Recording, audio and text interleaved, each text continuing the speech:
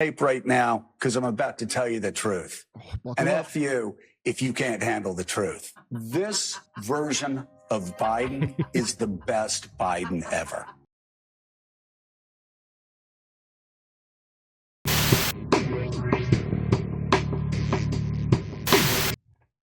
So the Israeli starvation campaign of the Gazan people has gotten so bad that the French Press Association, and that's not the people who give you coffee and those things.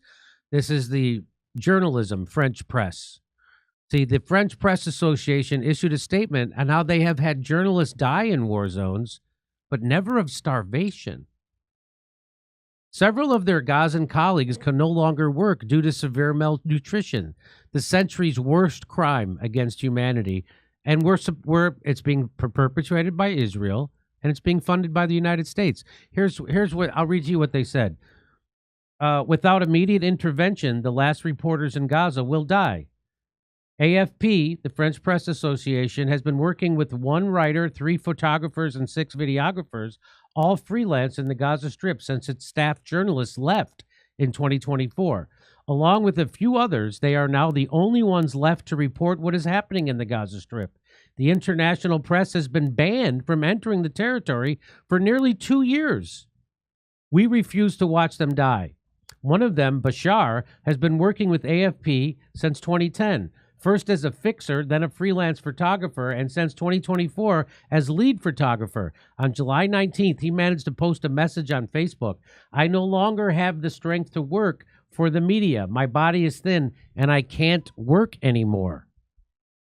Bashar, 30, works and lives in the same conditions as all Gazans, moving from one refugee camp to another under Israeli bombings. For a year, he's lived in utter destitution, working at extreme risk to his life. Hygiene is a major issue for him, with recurring bouts of severe intestinal illness. Since February, Bashar has been living in the ruins of his home in Gaza City with his mother, 4 brothers and sisters, and the family of one of his brothers. The house is devoid of any furnishings except a few cushions. On Sunday morning, he reported that one of his brothers had fallen due to hunger. Even though these journalists receive a monthly salary from AFP, it's no longer enough to buy food, or they have to pay completely exorbitant prices. The banking system collapsed, and those who exchange money via online bank accounts charge a commission of up to 40%.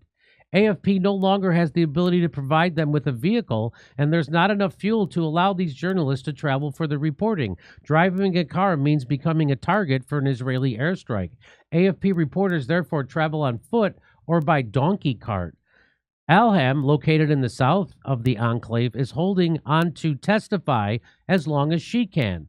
Every time I leave the tent to cover an event, do an interview, or document a story, I don't know if I'll come back alive. Her biggest issue, she confirms, is the lack of food and water.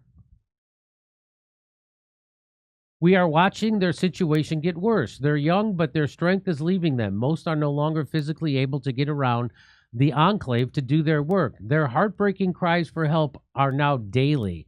For the past few years, we have only received very brief messages from them when they have the strength to send any. Their courage, considered heroic by the rest of the world, is now their only hope of survival. We may hear about their deaths at any moment, and this is unbearable.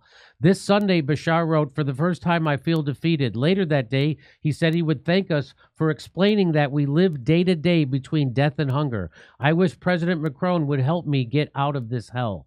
Alam is still holding on. I try to keep exercising my profession to speak for the voiceless, to document the truth despite all their attempts to silence it. Here, resistance isn't a choice, it's a necessity. Since AFP was founded in 1944, we have lost journalists in conflict. Some have been injured, others taken prisoner, but none of us remember witnessing colleagues die of hunger. So that's what. So there's the lack of movement by the world. So we covered that China and 20 other countries, or 22 other countries, got together in Colombia to see what they could do. Why isn't anybody sending military into Gaza? I know why, because the United States would bomb them. Gosh, Jimmy, I'd sure hate to see what the least moral army in the world is up to. Yeah, And how about Saudi Arabia and Qatar and the United Arab Emirates? And how come they don't do anything? Oh, that's right, because they're puppets of the United States in a lot of ways. They're allowed to own slaves. They don't want to mess that up. That's right. So we're friends with slavers. So slavers and Al I guess we call Ashkenazis. You could call them. Yeah, Ashkenazis.